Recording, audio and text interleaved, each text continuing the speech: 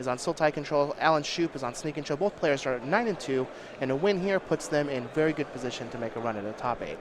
And this version of Sneak and Show is something that's been picking up steam. I know that it won one of the last 2 classics, I believe, on the Star City Tour, and it's pretty interesting. It's a lot more resilient to some of the typical Sneak and Show hate that you see. It isn't just cold to Caracas and Fire Extinguisher Revoker. So, yeah, it gives up some consistency of the traditional Sneak and Show list, but makes up for in options and just raw power. It is just much more powerful. Your show and tells are much better than any other deck show and tells. All right, so we're going to have a Flooded Strand is going to find an island for Alan. He's going to go fall to 19 and cast Ponder. Let's see if he wants to keep these or ship them.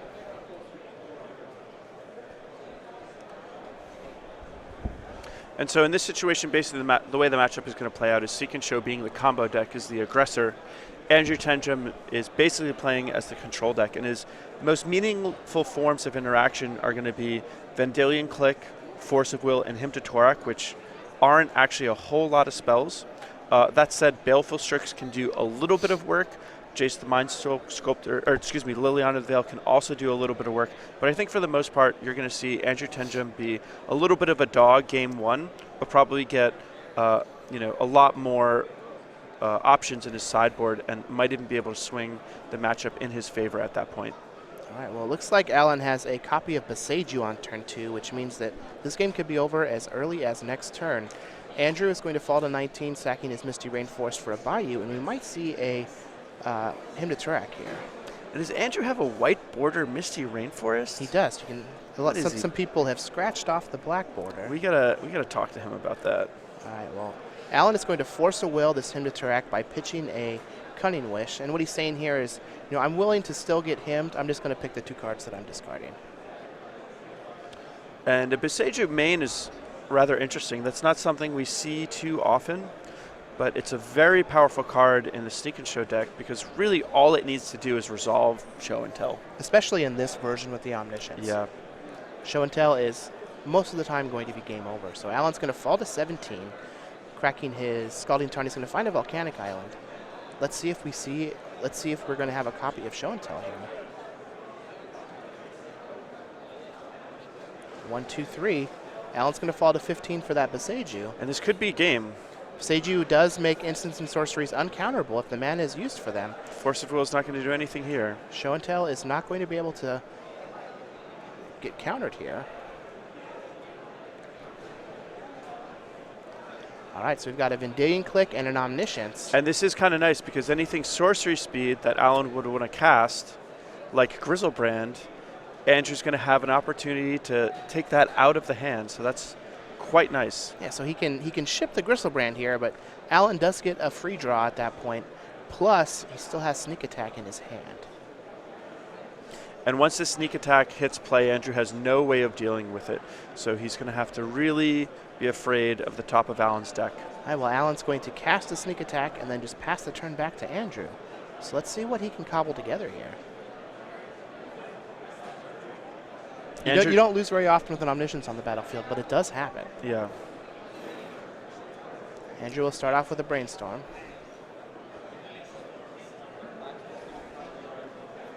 And that Vendilion Click is a 1-of in Andrew's deck. Yeah, he got really lucky. Having a 1-of in a situation rather than a 0-of, though, is infinitely different. Yeah, I keep saying it, but you can't draw perfects if you don't put them in your deck. It's true. It's a great saying. Right, so Andrew's going to resolve his Brainstorm. He's going to crash in for 3 with that Vendilion Click. He's going to drop Alan down to 12, so he does only have 4 turns here to find an answer. Yeah, Alan doesn't have a whole lot of time. He's got some great top decks. He also has some really bad top decks. He can draw just another Omniscience, another Sneak Attack, which wouldn't do anything, random mana sources. If he draws a Brainstorm, it can be a little scary.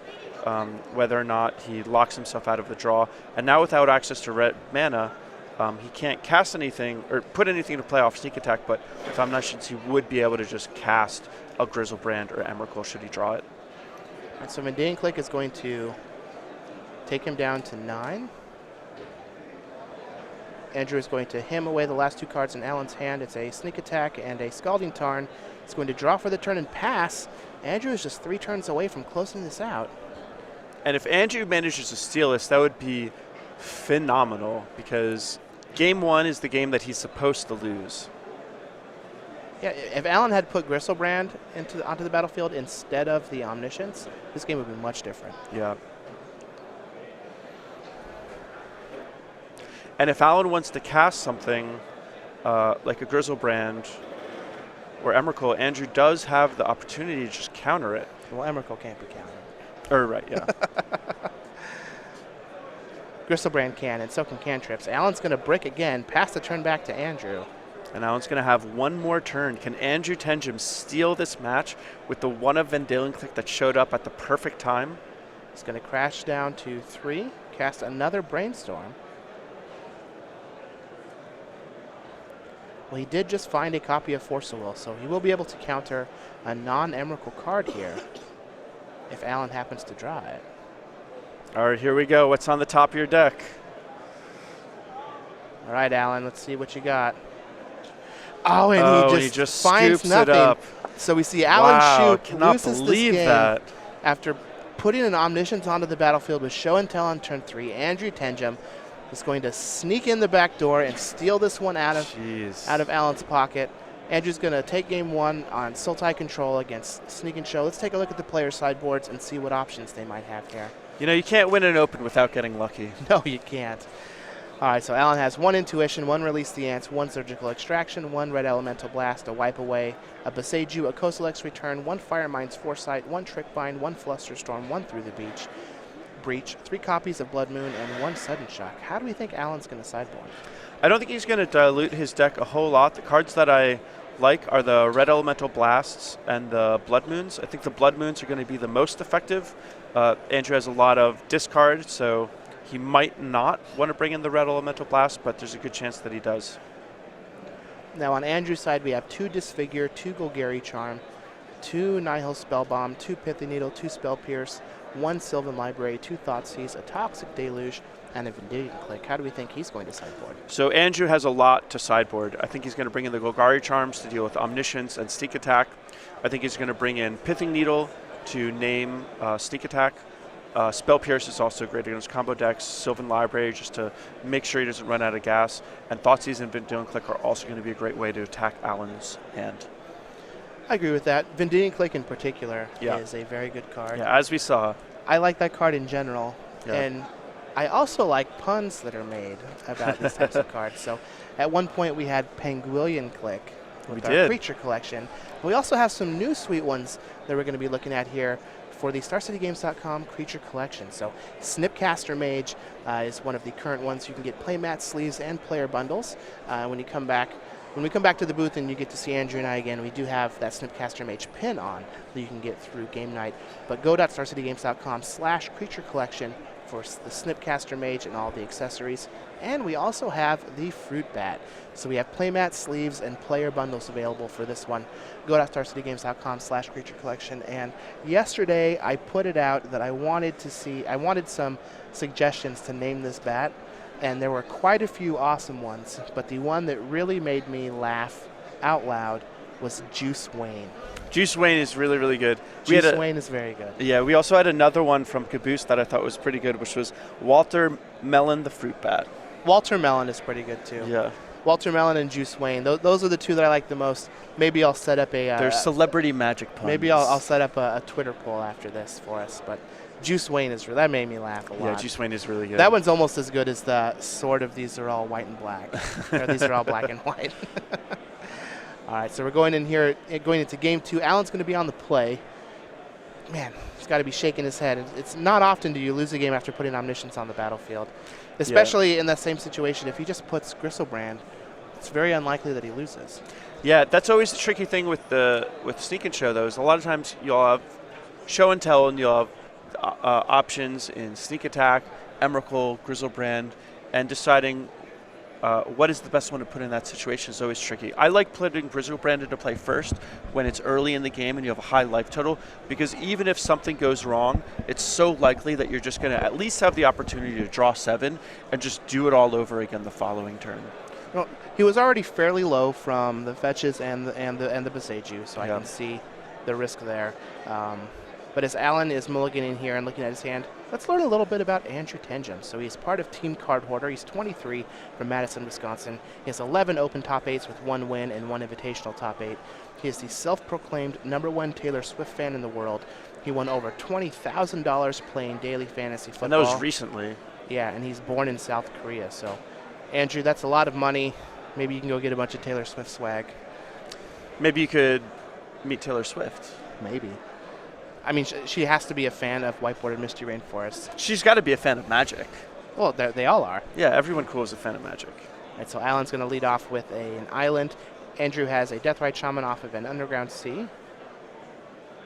Let's see what Alan can get going here. We got a Volcanic Island, a Lotus Petal. Are we going to see a Show and Tell here?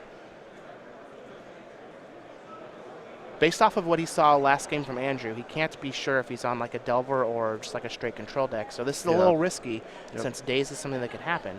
That said, with Sneak and Show, I do feel like a lot of times you just have to run it out there and say, odds are I'll be okay, and things probably aren't going to get better for me if I wait too long.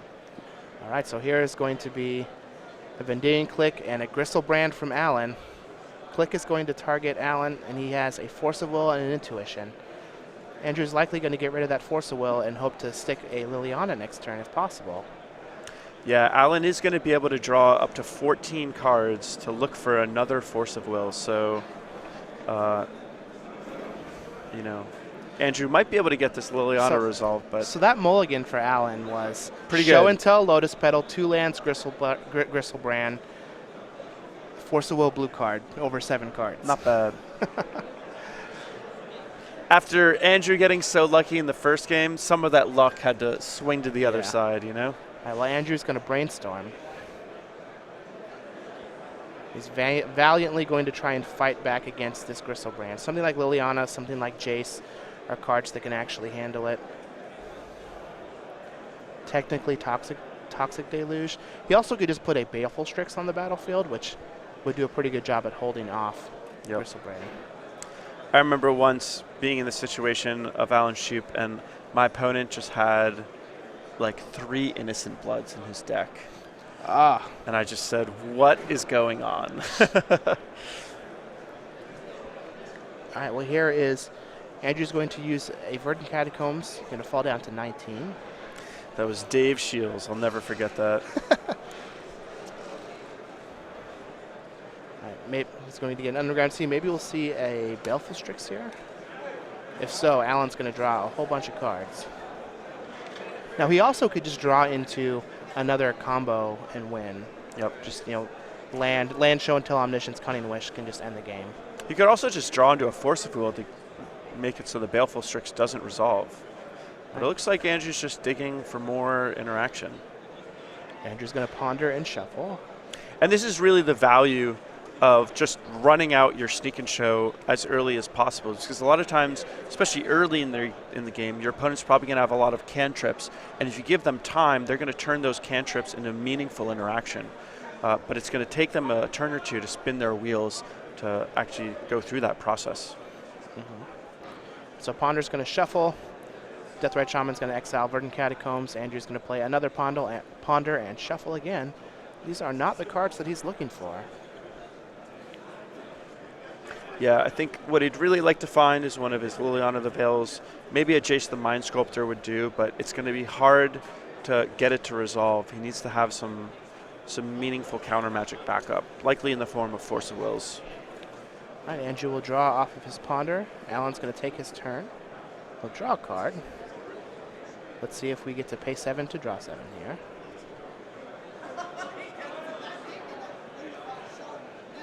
There we go. I would do it before I attack, just in case you hit the perfects and can just win this turn. Yeah. All right, Alan's going to fall to 13 and draw 7 cards. I would probably just not waste time and just draw 14.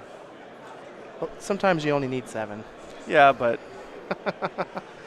I like winning and just making it rain when I throw my hand up in the air because I got so many cards. All right, well, there is a Scalding Tarn for Alan. Let's see if he can combo again. And if he manages to show and tell, put a sneak attack into play, land a Lotus Petal, activate and put Emrakul, this game would just immediately be over. Also, the Omniscience would allow for a combo kill with Cunning Wish that would also end the game immediately. Omniscience into Emrakul would also be another one. So Alan has a lot of ways that he could just end the game immediately.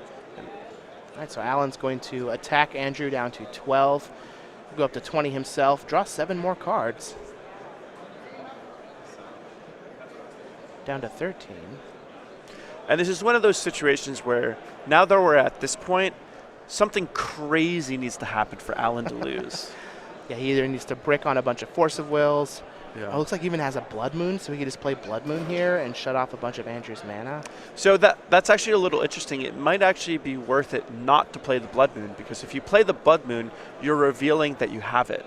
But you're so likely to win this game. So playing the Blood Moon probably isn't going to have an impact on the outcome of this particular game, but by keeping that information hidden from Andrew, it may be better at catching his opponent by surprise in the following game 3.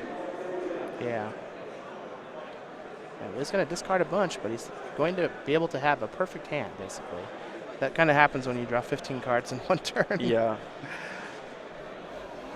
All right. I'm getting rid of all this. Your turn, Andrew Tenjum. And so he kept the Blood Moon in his hand, didn't discard it, didn't cast it either. So it looks like Alan is trying to keep that information hidden from Andrew. All right, Andrew's going to valiantly attack with his... You do what you got to do. Vendanian Click, bring Alan down to 10.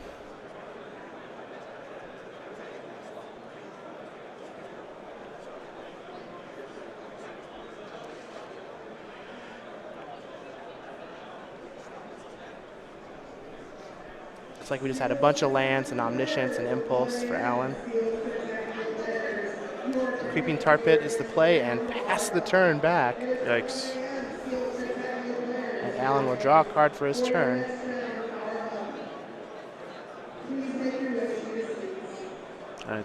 Is that an Emrakul?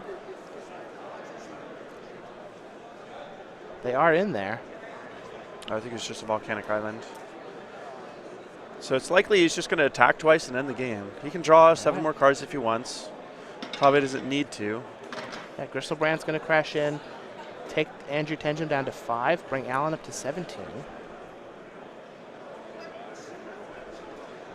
If Alan did draw 7 here, there's a small chance that Andrew could actually kill him, because that Deathrite Shaman, or if he cracks his fetch land and draws 7, Andrew could potentially kill them with a Deathrite Shaman activation and then animating the Creeping Tar Pit and attacking with all 3 of his creatures. Well, Blood Moon, however, is going to put the nail in that coffin, and Alan Shupe is going to pick up the second game here with his Sneak and Show deck against Andrew Tenjum, who is on Sultai control. Both of these players are at 9-2, so whoever wins this match is going to still be very live for a top 8 and put themselves in good position. I believe X3 will likely top 8 this event as is, so even whoever loses will still be live.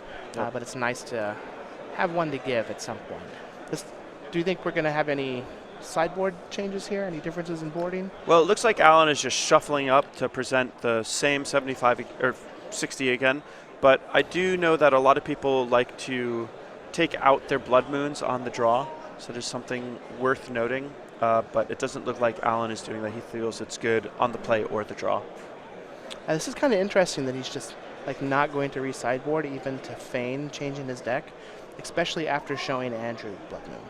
Yeah. So Andrew is likely bringing in, Golgari Charms that he has in his sideboard as ways to interact with those Blood Moon. They also have splash damage against Omniscience and Sneak Attack, but it's just one of the few ways that he can actually answer a Blood Moon. Yeah, I do think that is 100% true. That said, I know that there can also be a lot of value in just giving your brain a little bit of a rest in between games and making sure that you're just in the perfect mental state for the upcoming games so that you can play as well as possible. Fair enough. Another way that you can ensure that you are going to be playing as well as possible is to read up on the strategies and all of the tips and tricks and the happenings of the week. So StarCityGames.com weekly newsletter. It is your source for Magic the Gathering news. You can get the latest on the SCG Tour.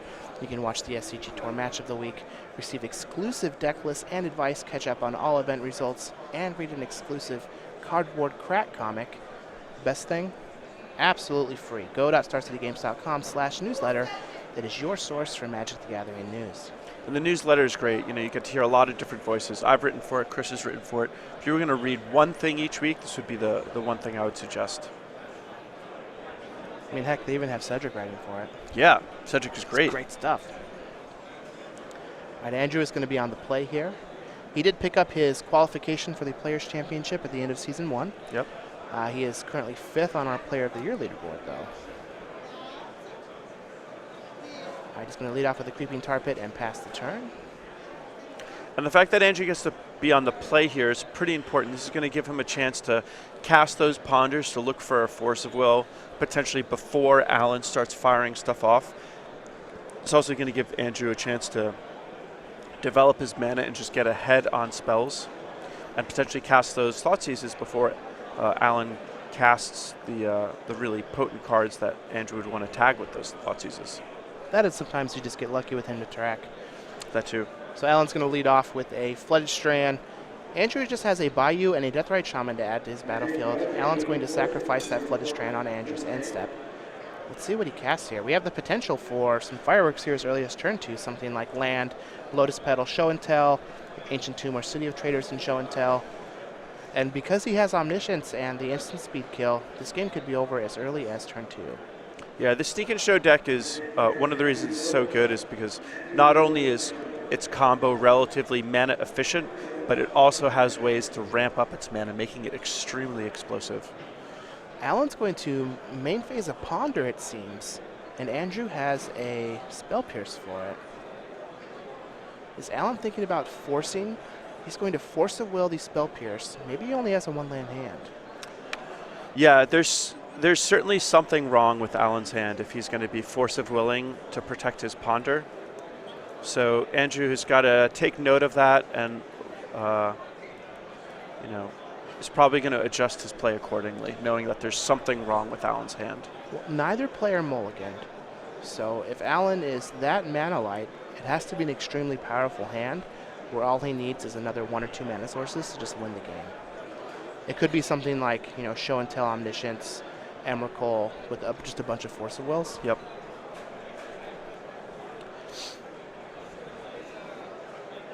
He does find a Volcanic Island off of that Ponder and passes back to Andrew.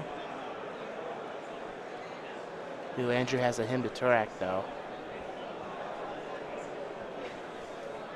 And Hymn to Turak is such a beating against these Sneak and Show decks. They really do need a lot of their resources. Well, Alan is going to Force of Will, pitching a Spell Pierce. And the Hymn to Turak is still a 2-for-1, so in certain ways, mission accomplished. Andrew's going to fall to 19 using his Polluted Delta. Let's see what his follow-up is here. If he doesn't have a Force of Will, there's a chance Alan can just win the game next turn. Yeah.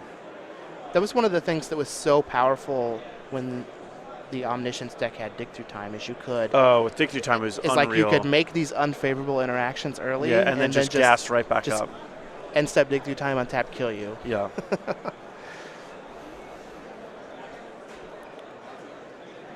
All right, Deathrite Shaman is going to exile the Flooded Strand out of Alan's graveyard. Do we have another hymn? Nope, just a big old Tarmogoyf. We got to win the game with something. Good old country 3-4. Pass the turn back to Alan. Let's see if Alan tries to win the game here. Yeah, so this would be a great opportunity for Alan to try to make a big move. He knows that he won the last counter war. Andrew's tapped out on mana. He's got the Ancient Tomb to give him access to more mana. We could see something like Show and Tell into Sneak Attack, use the Volcanic Island to activate it, put a big creature into play. There's a number of different things we could see here. Maybe just hard cast a Sneak Attack? Could be just hard cast a Sneak Attack. Going to go to 15 and hope that Andrew doesn't find a Golgari Charm. Sneak Attack will resolve. Pass the turn back to Andrew. Now Andrew's got a turn to try to make something happen. A Thoughtseize or Hymn to Turak would be a godsend at this point. Vendilion Click would also be quite good. He could also wasteland the Volcanic Island. He could wasteland the Volcanic Island also, but he's got to do something. He probably has to assume that something big is going to come out of that sneak attack on the following turn. Dun dun. Yeah. Dun dun. This is looming. This is when you start counting your permanents and thinking about that Annihilator trigger of 6. We have a ponder for Andrew, so he's looking for something.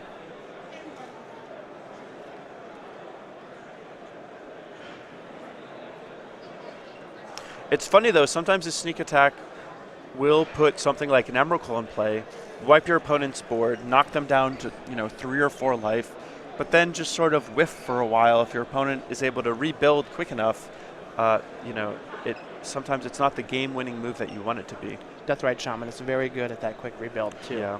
If Andrew is happening to sandbag one for a potential post-Emrakul comeback. Andrew's tanking pretty hard on this ponder and might have something, but it might not be exactly what he's looking for. Maybe it's just more ways to spin his wheels.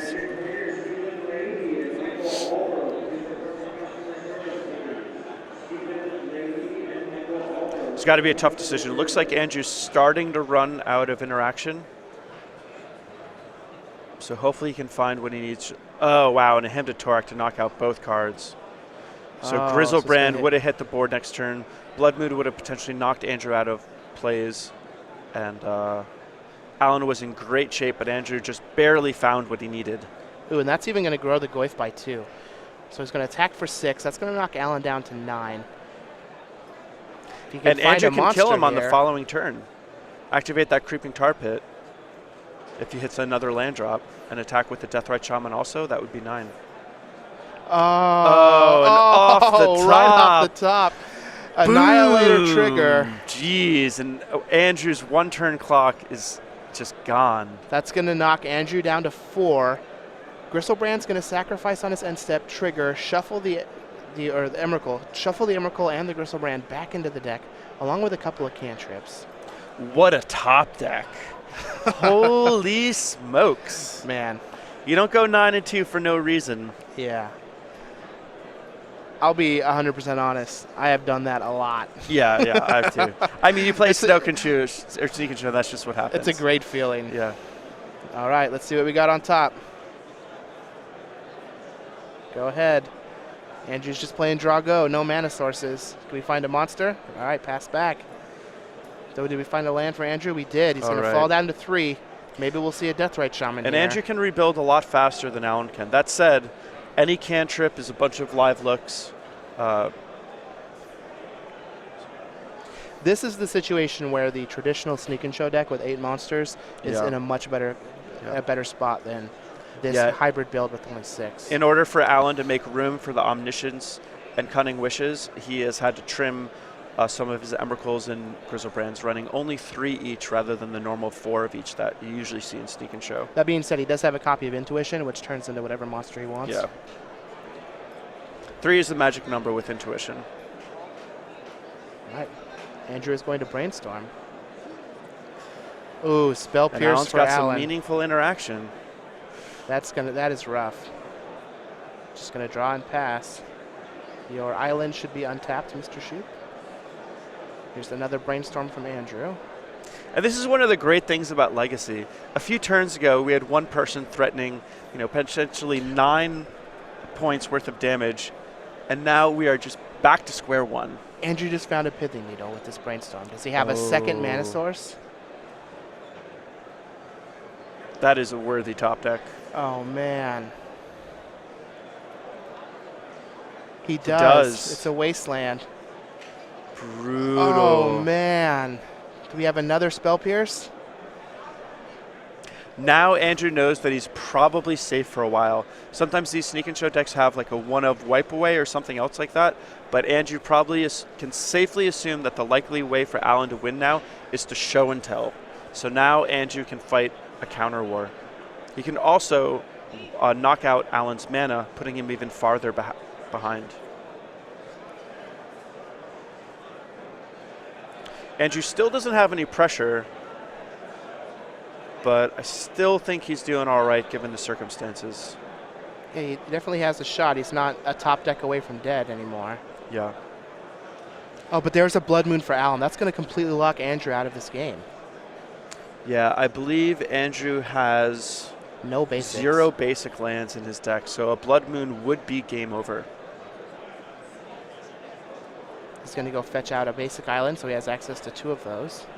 This game has been incredible. This has been a wild ride. I was going to say, it'll be very disheartening for Alan Shupe to lose game 1 with Omniscience on the battlefield and then lose game 3 with Sneak Attack on the battlefield after attacking with an Emrakul. Yeah, we'll have to see if Andrew has something like a Spell Pierce or a Force of Will.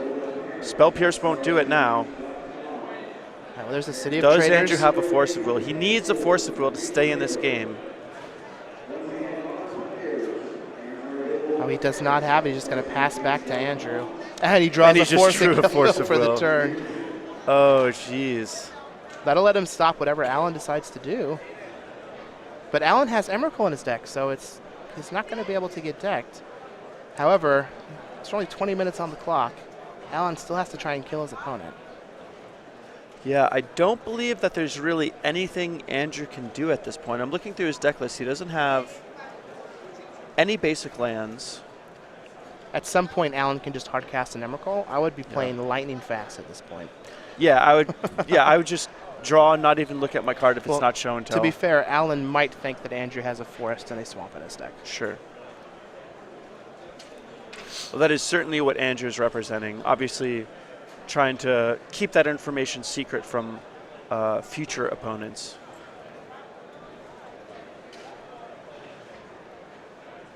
All right, so we just got to discard and pass.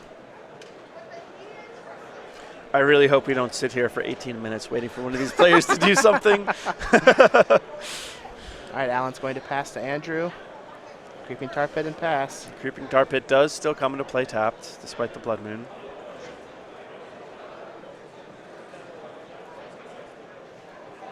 And the world really is Alan's oyster at this point. Just has to find a way to close this out. So what do you think of this Sneak and Show deck? Do you think you'll play it the next time you play Legacy? I'm definitely going to be playing Sneak and Show. I haven't decided if I want to move to the hybrid version or not. Yeah. Have you tested it much? I have. It's much more powerful than the traditional Sneak and Show, but less consistent. Yeah. One of my favorite things about the Sneak and Show deck is just always trying to win on turns 2 or 3, sometimes 1. So I have to say, for me personally, I don't like this version quite as much, but I'll certainly have to try it out at some point. Certainly before my next Legacy tournament. And Alan does have 1 copy of Wipe Away in his sideboard that he can find with Cunning Wish. Here we're just going to see a Show and Tell, though. So this is going to let Andrew put something onto the battlefield. And that actually is a great reason for Andrew to stay in this game, even though he can't cast anything. He can still put something into play with a Show and Tell. If Alan just puts something into play that doesn't quite win the game, and Andrew gets to put in a Deathrite Shaman, he can potentially rebuild his access to mana, and then potentially Abrupt Decay this Blood Moon. So Andrew really is playing to an out here. All right, well, Alan's going to put Omniscience onto the battlefield with his Show and Tell. He's going to cast a Gristlebrand using that Omniscience. And Andrew can try to Force of Will this Gristlebrand. Even though it's free, it's not uncounterable. Andrew's going to Force of Will the Gristlebrand, falling to 2. Getting rid of a Ponder. Alan will let it be countered. Does he have another monster? He has an Emrakul, and we're going to trigger an extra turn. And that is Andrew is game. going to extend the hand. A well-fought match by Andrew Tenjum, but Alan Shupe just takes it. Well, Alan's going to take that match 2 games to 1. That was great. Yeah, really, really good. Oh, man. Exciting match, really back and forth. Both players had some serious haymakers. Alan Shupe wiping Andrew's board with his Emrakul right before Andrew had the potential to attack with a lethal force. And then Andrew, almost battled back into it. He got that Deathrite Shaman into play off of the Show and Tell. He had the Force of Will for the Grizzlebrand, but Alan just had that extra fatty, that extra Emrakul to win it. Wow, that was